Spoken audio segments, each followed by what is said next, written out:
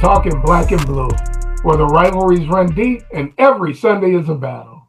I'm your man, Will McCann, and along with my partner, Tellis Everett, we're a couple of fans from the heart of the Midwest, bringing you real talk and weekly breakdowns from the NFC North, the black and blue division. So whether you rep green and gold, Honolulu blue, purple and gold, or you rep the monsters of the Midway, you are in the right place. So lace up, strap in, and let's talk black and blue. Tell us, my man, what is up? What's going on, friends and kinfolk? We appreciate you supporting the Black and Blue podcast. Will and I love talking football, but when we're not, we are agents, real estate agents in the state of Michigan. So if you know someone that is talking about buying, selling, or investing in the next 3 days, 3 weeks, or 3 months, hit us up for our winning game plan in real estate. Will McCann, let's get into it.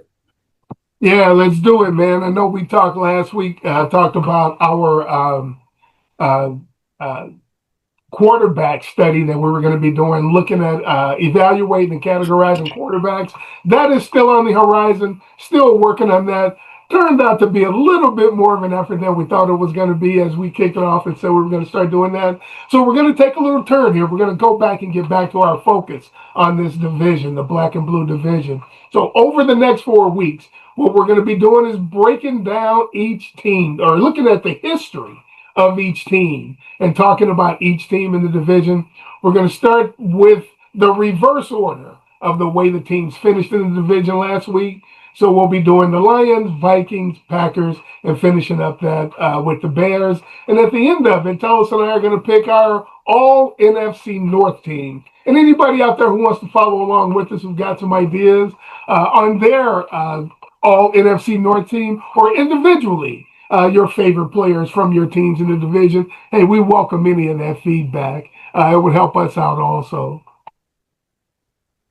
So let's get into it. Today we're going to be talking about the Detroit Lions. So let me see if I can share this with the folks real quick.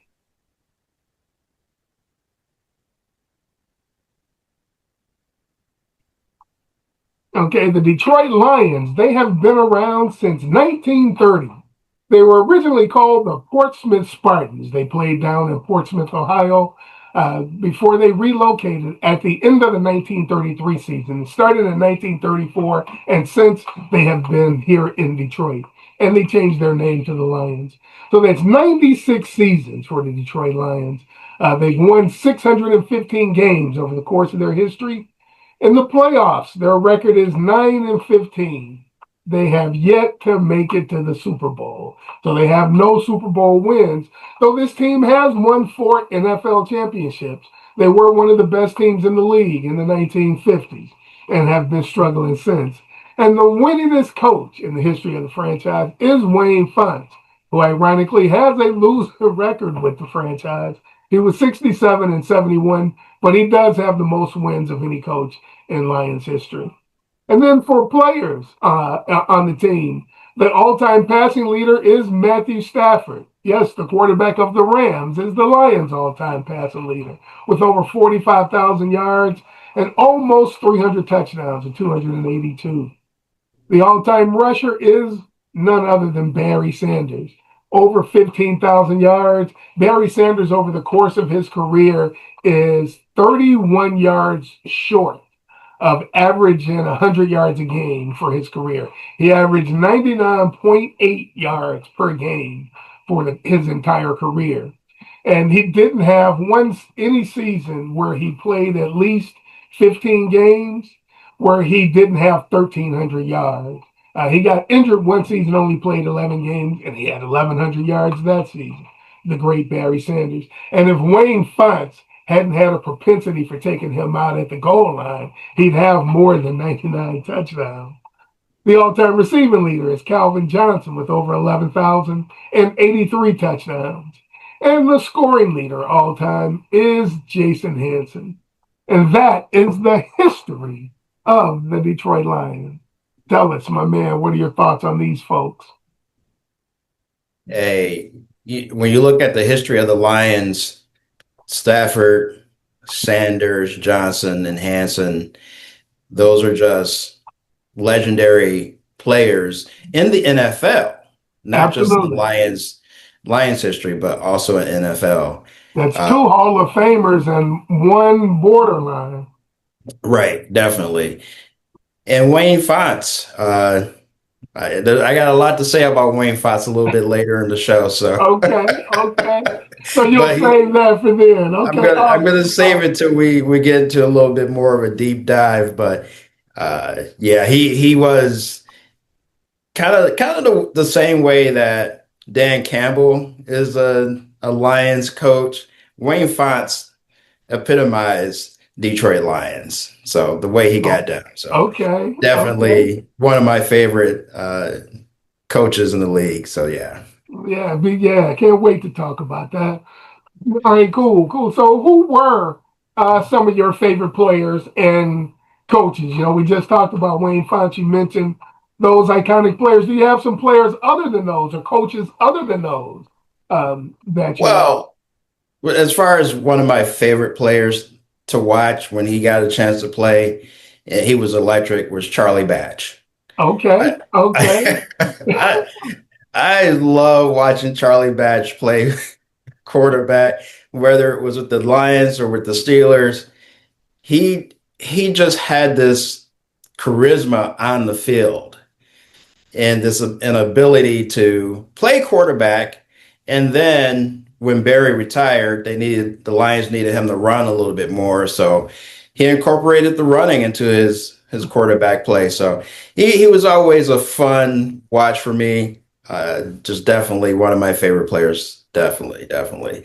And then we talked about Wayne Fonts. I don't know who do you have as one of your iconic favorite players? There was a guy who played in the late 70s, early 80s named Bubba Baker, Al Yep, Bubba Baker. yep. Bubba came off the edge fiercely, dude. Talk about an impact defensive end, an impact pass rusher. Bubba got around the edge, bro. I loved watching that guy play football. Um, and for me, coaches, man, you know, it's as odd as it is. It'll sound odd when I say it later, right? Well, I'll say it like this: we're talking about the history of this team, man, and we talked about. Well, we said that off the air, if you will, that as we were going through looking for to fill out our all-time teams, we had some struggles at some positions, right? Going, oh man, let me think. I had to really think, concentrate, and look up to get some names for some positions. But man, there was a period of time I divorced this team, man. Yep, You yep. know, I've always been a root for the home team kind of guy. But and I think I don't know if I told that story before, but after I can't remember. It was Mike Williams. It was when Matt Millen drafted three receivers in a row. I'm like, man, this franchise is never gonna win anything. I stopped watching the Lions. I still watched NFL football, but you know how you get ready to watch the game. I never got ready to watch the Lions. I never changed my schedule or altered my schedule to do anything to watch a Lions game. And if they were on, I made sure I was doing something else. That year, my lawn was awesome. You know, my laundry was organized. Uh, Everything was together during that period, man. But it was when they hired Jim Caldwell as coach. And okay. him coaching Matthew Stafford is really what made me come back to the team. And after that 2014 team, and I saw, okay, they finally have a coach who Mhm. knows how to organize the team and get the team ready every Sunday, right? Hadn't had that since your man, Wayne Fonts, on a consistent basis, right? Right, right, right. And that was when I kind of came back, and it did coincide with the passing of William Clay Ford Sr., and Hmm. somebody else had taken over the organization, right? Right. And I think they have been different since Martha Firestone Ford took over, and even turning the team over to her daughter Sheila Ford Hemp. I've seen a difference in the organization, man. But Jim Caldwell was one of my favorite because he was just the right kind of dude, man, to get the Sure. organization back on course. Yep. And like I said, Bubba Baker was a player, man. Right, right. Was Caldwell part of Dungy's coaching staff? Tony Jim Dungy? Caldwell was his quarterbacks coach I think, in Tampa Bay, and the offensive coordinator when he coached in Indianapolis. Okay. Yeah. Yeah. Before I get into the Wayne Fontes coaching scenario, what was your favorite team? You had mentioned that you had a favorite, or it was hard for you to decide because you had three possible. Right. The 91 team that played in the NFC Championship game, the team that Mhm. had Barry Sanders and Herman Moore and Chris Spielman and Benny Blades on defense, Jerry Ball on the D line, that was a good football team. That team was fun to watch, man. And then they made the playoffs a few seasons. But that 91 team, that run that they went on to the NFC Championship game was fun. The 2014 team, the team that I was just talking about, didn't have any expectations for the team, right? They had made the playoffs in 2011. They struggled in 2012 and 13. But coming back in 14, just didn't have a lot of, figured they'd be a Midland team, maybe 7-9, maybe 9-7. And they ended up with an 11-win team that should have beat the Cowboys in the playoffs that year, right? And that was when I thought that was that defense was awesome, man, with Ndamukong Suh and Darius Slay, uh, Glover Quinn in the back end. That team was awesome on defense. But my favorite team, man, was that 2024 team. It Okay. was Dan Campbell's third year. They had put it together that year, man. It was the first time I could remember seeing a Lions team where in all three phases, they were fundamentally sound, right? They weren't necessarily great. They were very good on offense. They weren't great on defense, but they were fundamentally sound, man, and everybody just did their job. It was fun watching them go on that run. It was heartbreaking to see them lose that game to San Fran. But the 2024 Lions would be my favorite team. Got you. Yeah. For me, I'm a little bit more of a fun time guy. So my favorite team, even though they didn't make the playoffs, was that 1980 group that started out 4-0, and they had the Queen song, another one Another bites one the bites the dust. dust. Jimmy Spider-Man Allen. Jimmy Allen. Hey, I hear you, man. I hear you. That was a fun thing. Bubba Baker was on that team. Yeah. My They man Billy Sims was on that team. That was a good football team. I agree with you. It was a good football team, but they were a little ahead of the curve. I mean, it was a few years before the Super Bowl shuffle, Yes, it was. They were the first team to do that. Yes, they were. and you And couldn't go anywhere in Metro Detroit or Michigan, because at the time I was in Lansing, because I grew up in Lansing, okay. without hearing that song, Yes, right? yes. So it's just one of those things. It's a childhood memory, and just the how much fun football players actually have, right? Yes, It yes. was on display. Like, hey, Yeah. we gotta make this song, right? And so that's for me, that's an iconic memory, That's definitely. awesome, man. That's awesome. Yeah. I remember that team too. As a kid in St. Louis, I remember that team. I remember them making that song. And I always read the Sporting News, and the Sporting News was really a compilation of local newspapers from every team, right? Right, So you right, got really good information because it was columnists from every team in every city in every sport, right? right. So it always got good information there. And after they had made the song, I think they started 4-0 and they made They that started 4 song. and 0. They had a stretch where they lost three in a row, though. And one Right. of the columnists wrote, they need to make a new song called Another One Kicks Our Butts. Right. But Yeah, yeah, I think I they can see ended where the that would have been a season fun season. 9-8 or 8-9 or something like Nine and that. seven. They were nine Nine and and seven. seven. Made the playoffs. Should have won the playoff game, but I think they ended up missing a field goal at the end of the game. I think they No, lost. I thought they missed the playoffs. Maybe I'm confusing that with a few years Yeah, later that they made the playoff. Yeah, because you're yeah, right. That was yeah. that was 83. That was 83 that they made the playoffs, and I think they ended up missing an extra point, missing a field goal or something to lose a game. Yeah, Yeah. they fumbled the snap on the game-winning field goal, I think, against Yeah. Sanford. Yeah. But yeah, I could see where that would be a fun team. Yeah. It was a lot of fun. So let's get into Wayne Howard Joseph Fontes. And I know his name is Fonts, Is but it though? Is it? his father is from Cape Verde, a Portuguese colonized island off of Africa. Yes. Yes. His mother, Matilda, born in Massachusetts. Okay. So I don't know. I haven't seen any pictures of his parents.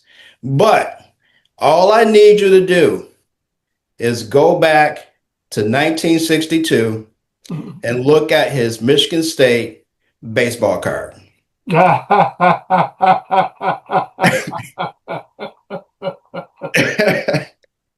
You make your decision looking at that baseball card. I don't have. Another Go ahead. another fact. They moved to Ohio and they lived in a diverse air quote I hear neighborhood, you. I hear you. I hear you. right? He was neighbors or lived in the same neighborhood as the OJs. And he had an affinity for listening to the OJs as an adult. So I'm just saying, when we look at current, if we look at the past coaches and current coaches of color, you have someone like Brian Francisco Flores,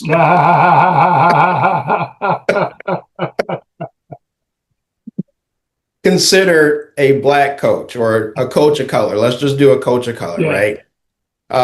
Mike McDaniels, Yeah. he has come out and said that he considers himself Yep. a person of color, Yeah. right? Because of his dad.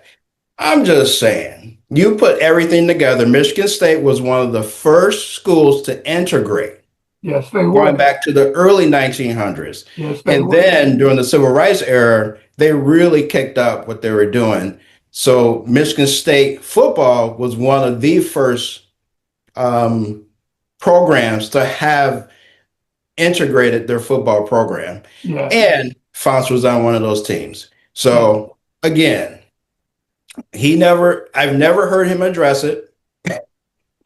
No one's ever said anything, but he is one of those guys that's a pioneer in the NFL. I would agree. Even if the NFL doesn't recognize it. I would agree. His brother, you said his brother, who was on the coaching staff, he always introduced his brother as Johnny Fontaine. Yeah, and right. His brother went by Fontaine. It's like, homie, how is your name Fontaine? Your brother's name is Fontaine. We hear you, my dude. We hear you. Right. Okay. Right. Maybe you had to do what you needed to do in order to get your foot in the door. I hear you. All right. Exactly. Your brother's name was Johnny Fontaine. Yeah. Exactly. So again, that's a little bit of the Black history, mixing it in. It is February and all that kind of stuff. But as coaches go, he had a long run with the Lions. Yeah. Had some winning seasons. Yes. Currently his win-loss ratio is, he's not the greatest of coaches, right? It's below 500, so yeah. Right. Yes. So, but he was a player's coach, though. He was a player's coach, absolutely. So the way that he approached the game, he always had his players in mind when he was talking out publicly or doing interviews and that type of thing. He was always protecting his players, right? Always. So they were came to the defense of his players. Yeah. Always did whatever he could to take the pressure off of his players. Right. Even making outrageous statements. Exactly. To get people talking about him and not his team, right? Yeah. I think if you could have put Wayne Fonts and Bobby Ross together, you would have had a great coach, right? Right. Fonts and his ability to get his team ready week after week, his teams took advantage of Detroit playing on Thanksgiving. It was the Wayne Fonts teams that made other owners around the league say Detroit has an advantage on Thanksgiving. Because Right. they would hit that Thanksgiving, get the win prior to Thanksgiving, get the Thanksgiving win, have the mini bye, and then just go into December and roll. All of his teams played better at the end of the season than they did at the beginning. It's why he had so many losing seasons, I would say. His Mm-hmm. teams just started slow every year. And the Right. years they didn't get it together at the back end, they ended up with a losing season. His Right. teams, you talked about that first place, last place schedule. His teams were notorious for winning the division when they had last place schedules and being the last place team when they had a first place schedule. Right. Right. That's why I'd say he had some ups and downs. His coaching was inconsistent. He had a great team though, and he picked a lot of the players on that team. I Right. thought when the front office changed was when they stopped picking players as good. Um, and I think that front office, a lot of those, I can't think of his name, but the Steelers GM from like the late 90s through the mid 20 teens when he retired, just retired 2017, 2018. He was a former assistant GM for the Lions back Okay. during the Wayne Fonts days, right? So the Lions have had guys from their organization from that time go on to other organizations and be successful. I just feel like that team just underachieved with Wayne Fonts. Right. Right. Right. Right. Even though I agree with everything you said about him, he definitely, I'm not saying you don't last that long, because I think he coached 9 years. You don't last that long without doing some things right.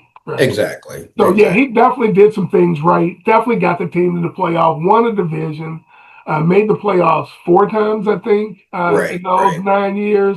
So, yeah, Wayne Fonts definitely deserves to be called the best coach of the Lions in the Super Bowl era. Absolutely. Absolutely. Absolutely.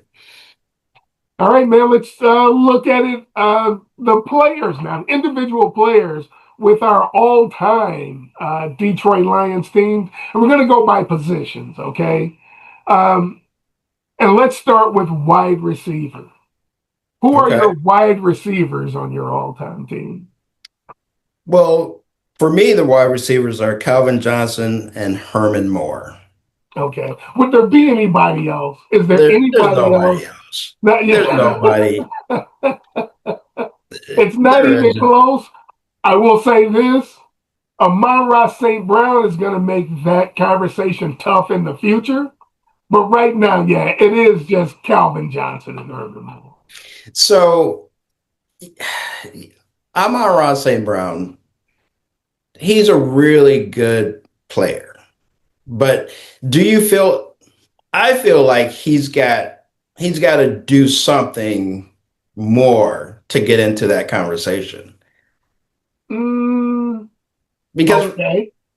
I, Uh, okay. When you say more, I agree, but his career isn't over. He's only had it's what, yeah. 4 seasons And that now, so he's right, got another 4 seasons of being in his prime. Where I think right, when you look back and you say the guy has had 8 1,000 yard seasons, 6 seasons of 10 or more touchdowns, that's going to put his numbers in the realm where those guys are, right? right. So But he's not. the numbers being what they are, and yeah, he's going to have amazing numbers. But does he have a signature or a couple of signature plays that are like that's an Amon-Ra St. Brown play, right? You remember we were talking last week about Super Bowl and Yeah, impactful plays and or big plays that plays, are big your moments. Yeah. big moment stuff. So far, I haven't seen a big moment play that is a signature for Amon. I, Okay. I might be wrong. Do Okay. you? I Do mean, you? when you say that, you are correct, because if there was, it wouldn't take me time to think about it, right? I would Right, already know it. right. So I know that he's caught game winning touchdowns, but I think that was against Minnesota in a regular season game. Has he had a signature moment? in a big game. No, he hasn't yet. So Right. yeah, I Right. agree with that. I would agree with Yeah. that. Yeah. And he's on a pace to be a ring of honor Uh-huh. number, jersey retired or name or whatever, but he's not yet a Hall of Famer. But isn't that all Herman Moore is? Isn't Herman Yeah. Moore just a Ring of Honor guy? Herman That's Moore's not a true. Hall of Famer, is he? It, So yeah, it, I'm just saying yeah. he'll Yeah, make that's true. he'll make that conversation more interesting. Is all I'm saying. Right Right. now, there ain't even any discussion. Right? It's those Exactly. two. Exactly. So yeah, Exactly. and So I I assume agree. you have the same too. Yeah, yeah. And so, do we even need to talk about Calvin? We No. don't need to, but because he's Calvin, I'm going to, right? Right. Right. Because you Right. want to talk about signature plays, signature moments. That guy just had so many, man. And one of the things that frustrates me about today's player, and I think I might have mentioned this before too, because I talk about it all the time, having a discussion with a younger coworker about today's athletes being, it was that LeBron versus MJ, the Okay. debate, discussion we were having. And he said that today's athletes are bigger, stronger, and faster than athletes used to be. And I agree with that 100%. They train more, right? They have better equipment. But you know what they don't do? They don't play the game better. So Right. there are all these great athletes that don't have the minute skills that are required, right? One Hmm. thing that frustrates me more than anything is to see a deep pass and to see neither the D back or the receiver catch a ball that lands 5 feet to their left. Right. Because the receiver is running a route and the D back has never looked back for the ball at all. Hmm. The reason Deion Sanders got so many interceptions, he was the best ever at playing the ball while it's in the air. Right. You ain't playing, once the quarterback throws the ball, you're not playing the receiver anymore. Play the football. If Hmm. you Hmm. do that, you'll be in the right position every time. Calvin Johnson, with his years of playing baseball, just needed Matthew Stafford to put the ball in the air. He was Right. great at tracking the ball in the air and catching it at its highest point. Justin Jefferson today is that type of guy, right? Right. Randy Moss was that type of guy. But those guys have played other sports, man. One thing these guys today don't get enough of is playing multiple sports. When Right. I see that happen, I know those two guys, none of them have ever played baseball. Because Yeah. the receiver does not know how to play the ball in the air. He can't see that ball is not going to be where he's running to. You're Hmm. still Hmm. running to a spot instead of running to the ball. And Right. Calvin was Right. great at that. Yes, sir. Yes, sir. So let's talk about tight end. Who is the tight end on your all-time team? Tight end for my all-time team is um, Charlie Sanders. Now, did that require any other discussion? Was there a lot of work involved? No, no, no, no. I agree with you. Charlie Sanders is a Hall of Famer, right? He's a Hall of Famer. Charlie Yeah. Sanders is one of the best tight ends in NFL history. And he was a Hmm. two-way tight end, right? He Right. blocked at the edge. He set the edge. He broke down the edge in the run game and still got out of the pass game and caught pass. And he played at Exactly. a time that the run game was a premium, right? So the Hmm. tight end had to be a solid blocker. The tight end was basically a third tackle who could catch the ball back then.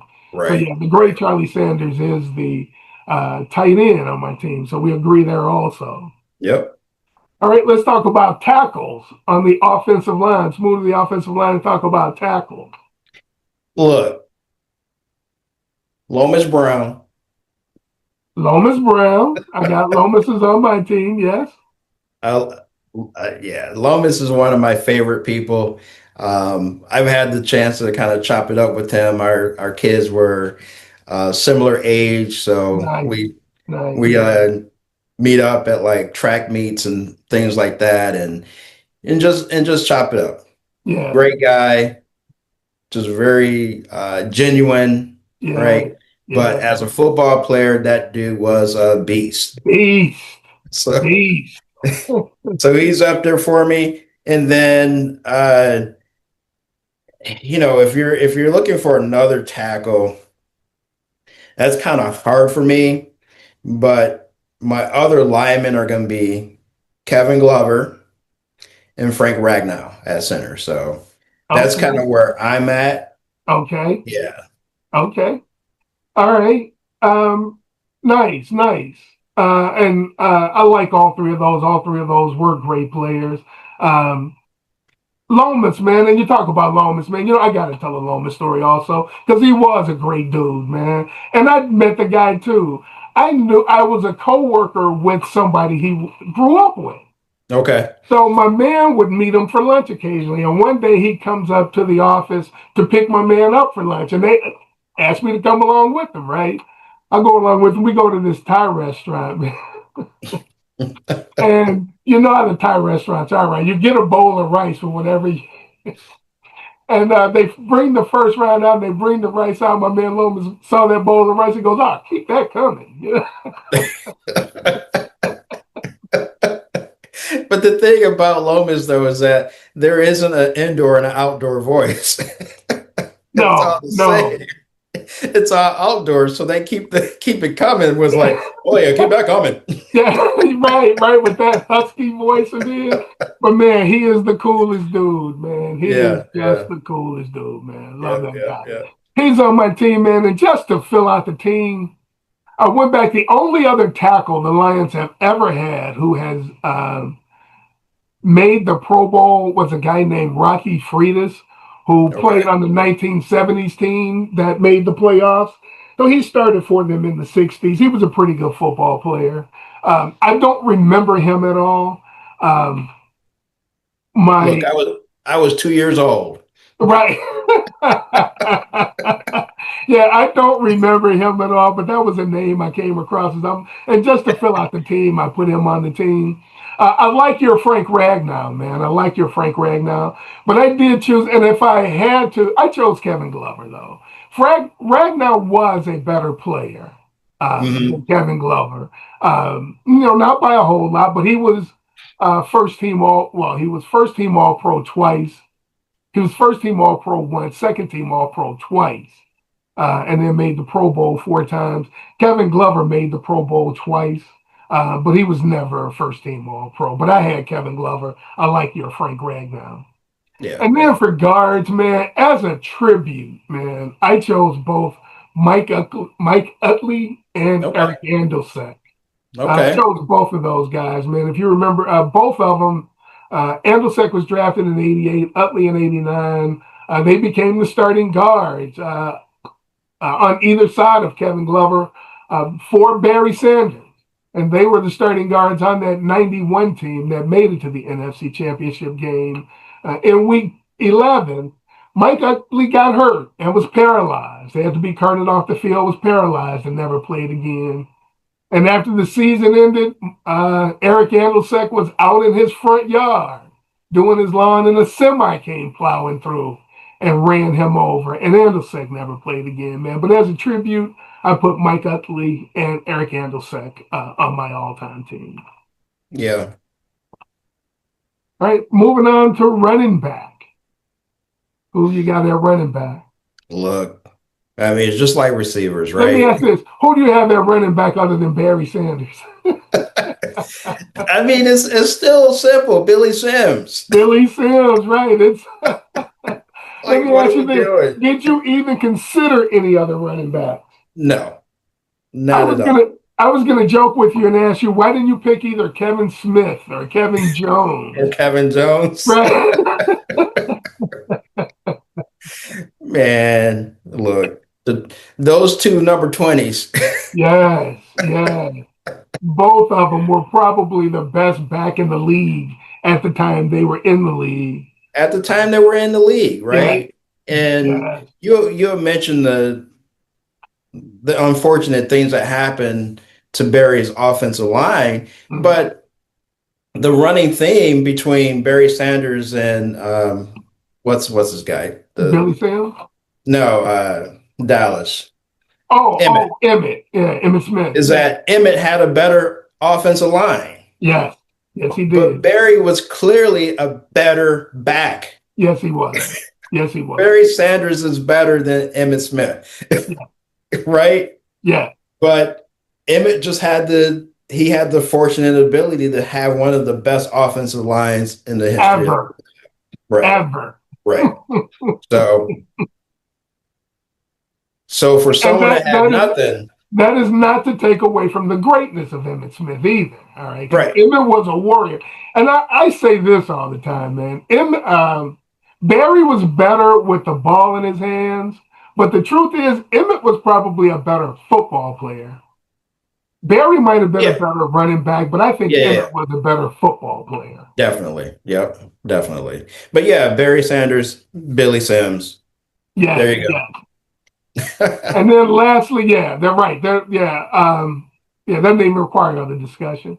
But lastly, at quarterback, and I know you have Greg Landry as your quarterback, right? Or do you have Bobby Lane? One of the You know, so it's hard because Matthew Stafford is still playing, so we can't pick Matthew Stafford, right? I did. I did. You went with He's Matthew not playing Stafford? for the Lions anymore.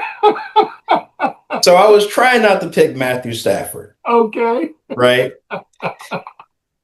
But hey, if when we do this and we actually finalize the teams, Matthew Stafford is going in. Scott Mitchell. Scott Mitchell. Scott Mitchell. See, this is how bad the the Lions quarterback group was, right? Woo, So when you think about it, woo. Scott Mitchell might have been the of this, besides Matthew Stafford and Landry, Bobby Lane, Yeah.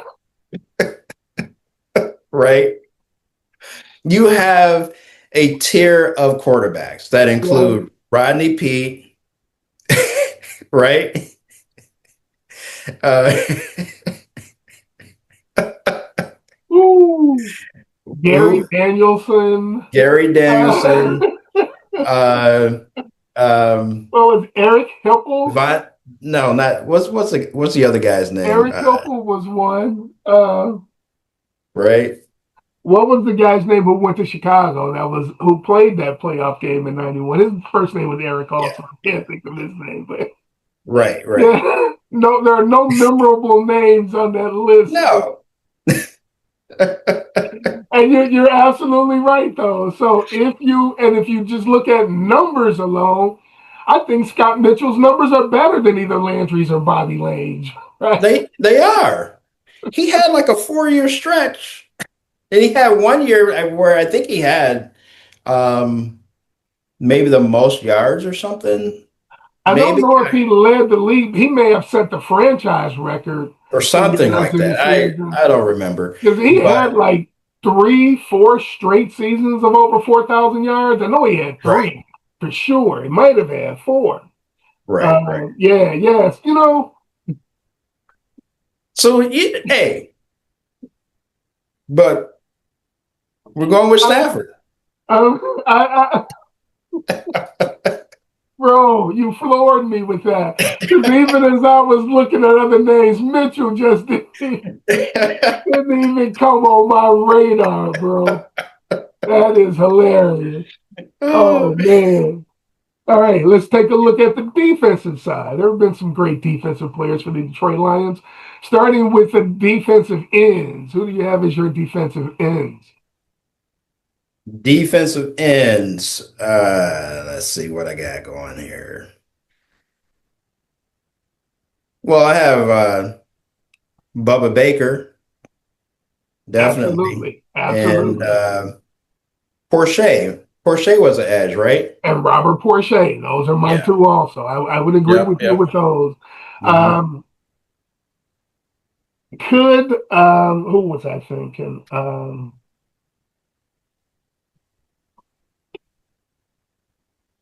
Nobody was as good as those two, man. I was trying to think of somebody else. The other guys I'm thinking of whose names I'll mention, they were Pat Swilling and Mike Cofer. were considered outside linebackers because they were playing a 3-4, but they were edge rushers, right? And both of those guys could be in the discussion for defensive end because when they played 3-4, they were called ends. When they switched to a 4-3, they were linebackers, but those were guys who could be in that discussion. But I agree with you. Those are the same two guys I have also. Right. And then for defensive tackles, the interior guys, the three techniques, who do you have there? Alex Karras. Alex Karras. Yep. And then probably, yeah, I mean, it's hard because Lions just don't have a lot of great players. At that And position, like, oh, yeah, and those interior positions, no, they don't have a lot of, they like I don't. said, foundational players, right? Guys who are close to the ball, they don't have a lot of guys Yeah, who were great players in right. those positions. I agree. And like I said earlier, I was 2 years old in 1970, so I'm not going to pick somebody Off the before seven. like before like 1976. What you Hey, think, Alex Karras, dude? but I've seen Alex Karras footage, Alex Karras was a beast.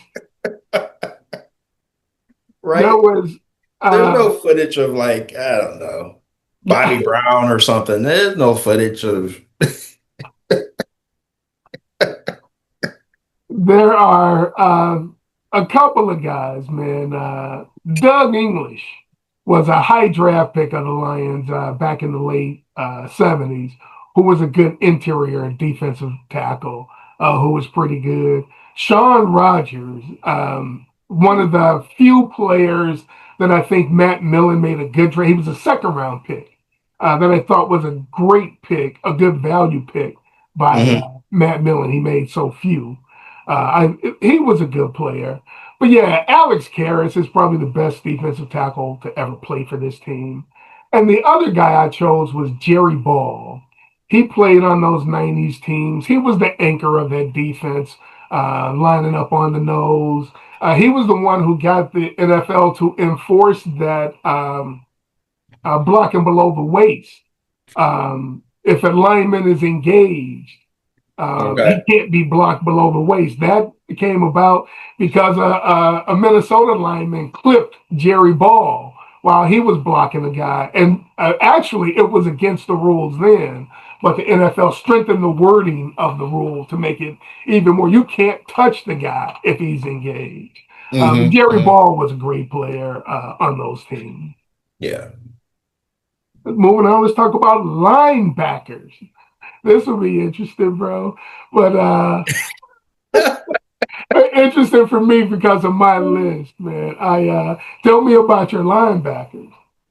Before we get to linebackers, I do want to say that this individual was played for the Lions for 4 years, was a very impactful player, but he hated being here.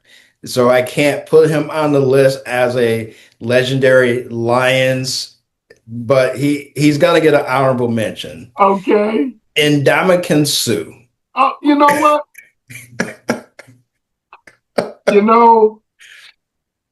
I'm looking at my notes here. Suh was a tackle. And I had him listed as a tackle, and I don't know why I struck him out and wrote Alex Karras. Because it should have been Alex Karras and Ndamukong Suh. And I think I started looking at time, and that's why I put Jerry Ball in. But Ndamukong Suh is probably the best D tackle, other than Alex Karras, to play for this team. I agree with you. Yeah. But he doesn't want to be known as a Lion, so. So finger for you, dude. The one in the middle, that's for you, Ndamukong. But yeah, when we get to linebackers, of course, Chris Spielman, he is, when we talk about people that are Detroit Lions, he could be the face of the Lions. Like they could replace the Lion logo with his with his face, right? Yes. Definitely at the top for all Lion, right? Yes. So Chris Spielman. Absolutely. And then I'm going with DeAndre Levy. DeAndre Levy was a ball player, man. 2014, he The led the Andre league Levy in was solo tackles, yeah. 117. And for the young folks, that was in 16 games.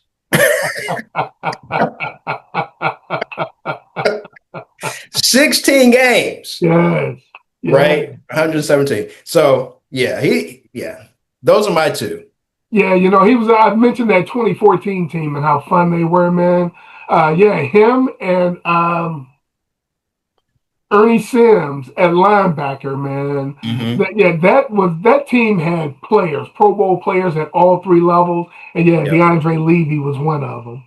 I didn't have Levy on my list, man. I just didn't feel like he was a good enough player for the team long enough. Right.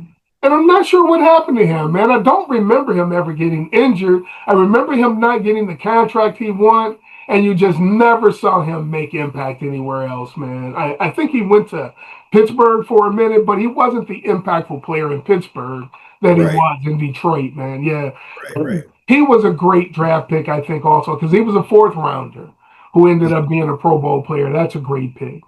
Yep. But yeah, for me, I had Spielman also.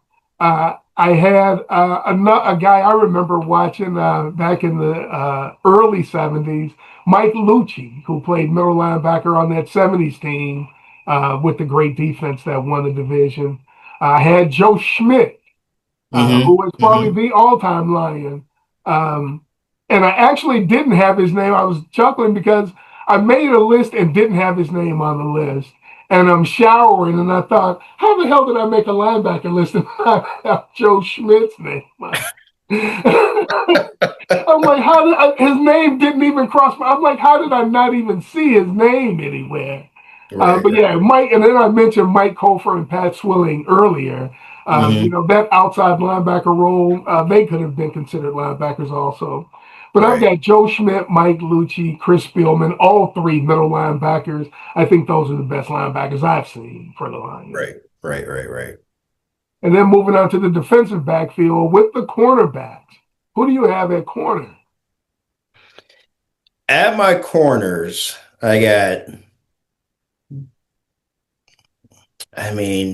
so Lynn Barney Okay. is definitely up there, and Darius Slay, Okay. right?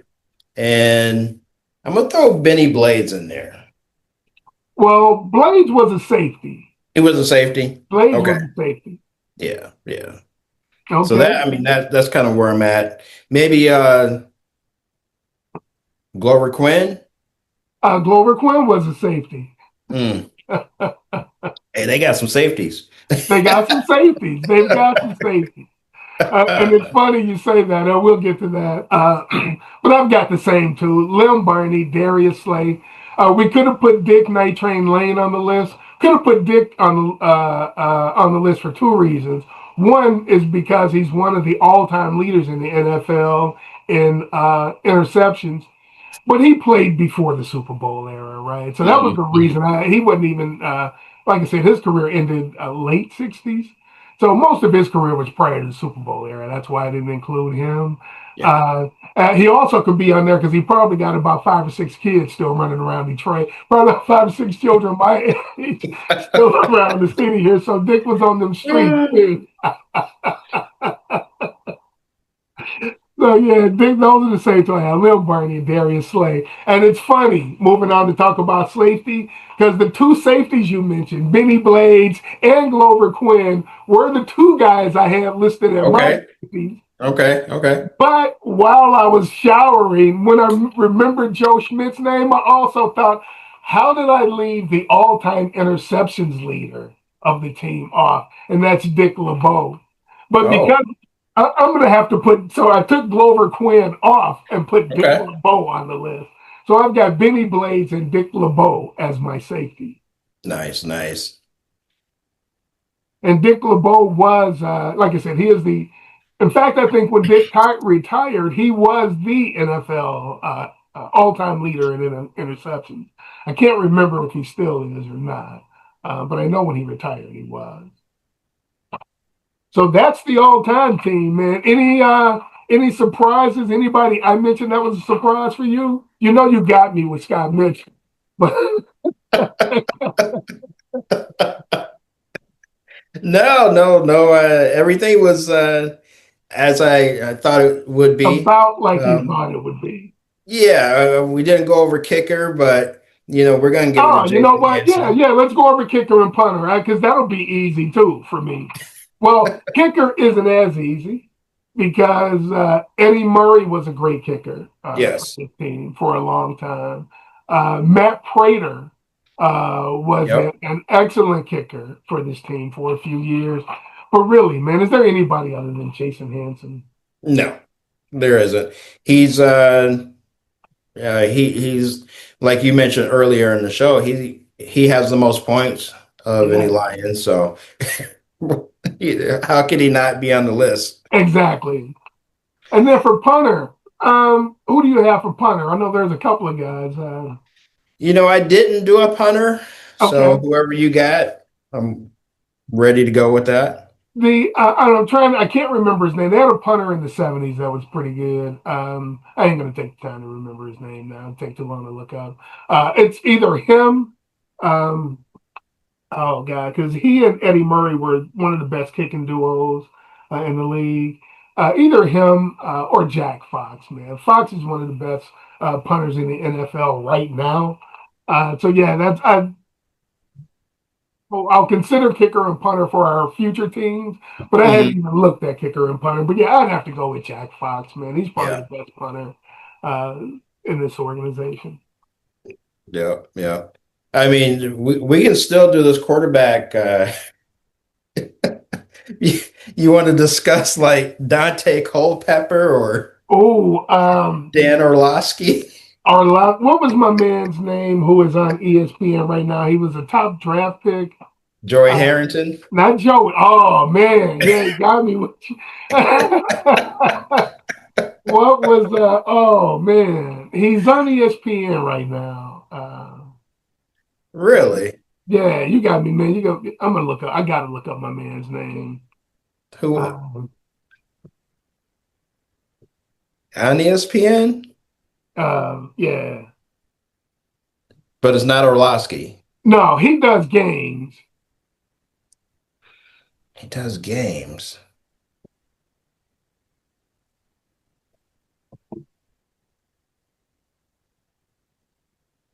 I just Andre Ware. Oh, Andre Andre Ware. Ware.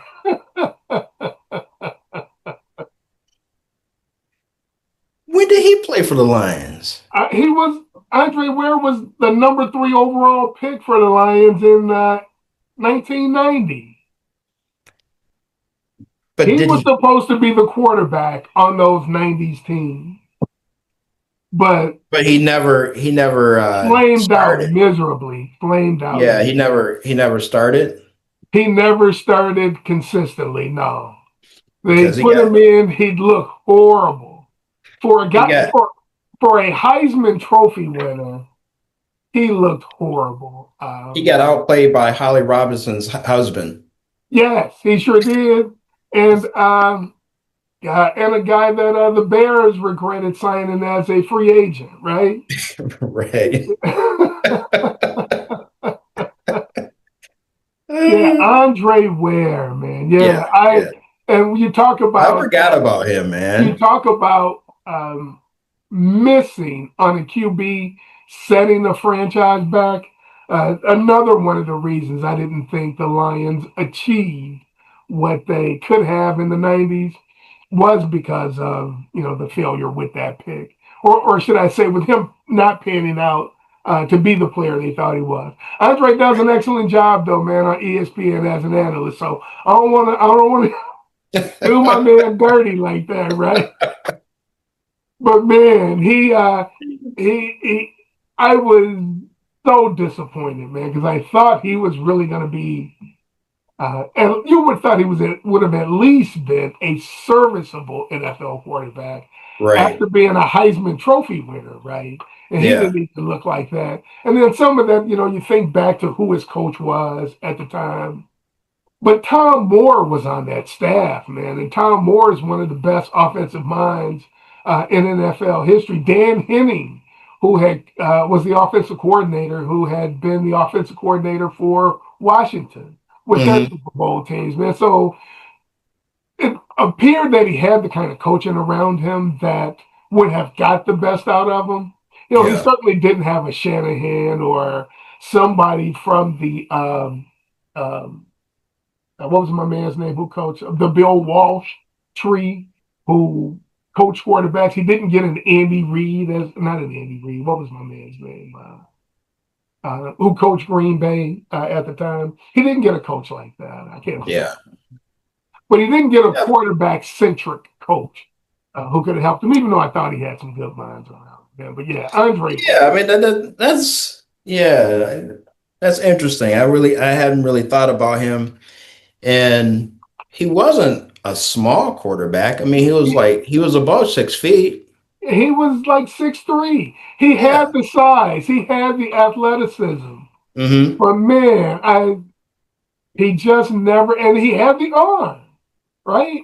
The University of Houston, where he went to college, they had one of those air raid offenses where they just threw the ball all the time, right? Mm-hmm. And so he had the talent. What those offenses don't do is it's a lot of shotgun, a lot of spread. It's not a lot of under center. It's not a lot of reading defenses.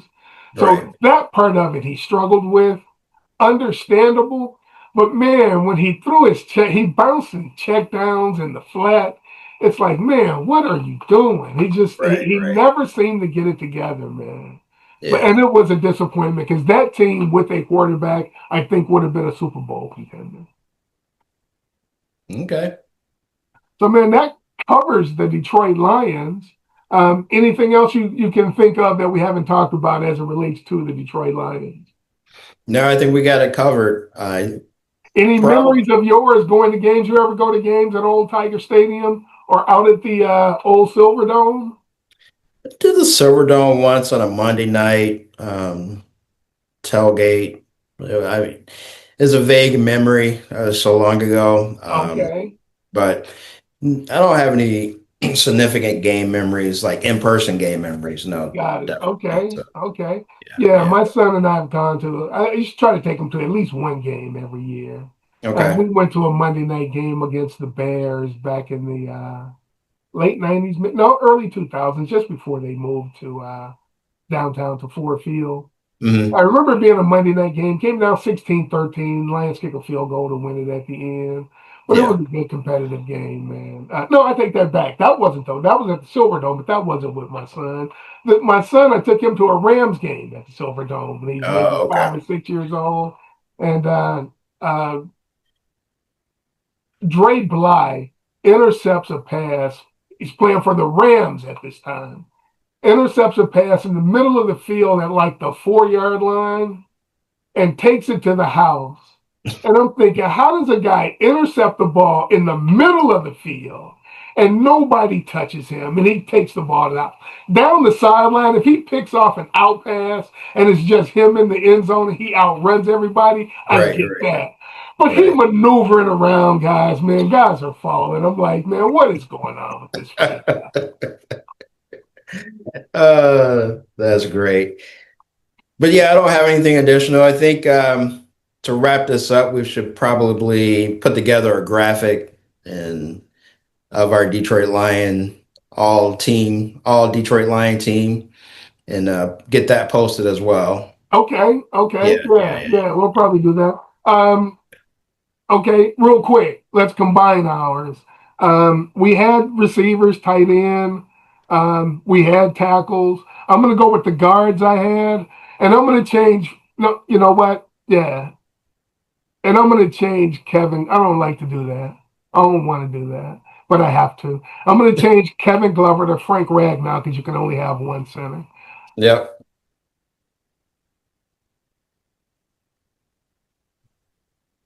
I'm gonna change Barry Sanders to Kevin Jones, Billy Sims to Kevin Smith, Matthew Stafford to Scott Mitchell.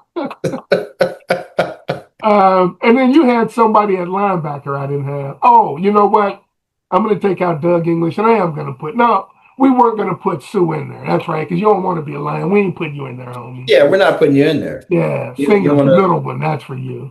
yeah, We didn't have any differences at linebacker or D-back. We had all the same no, ones there. no, all the So same, all the same. Yeah, we'll put I, together yeah, I'll put together a graphic and send it to you. We'll get that posted.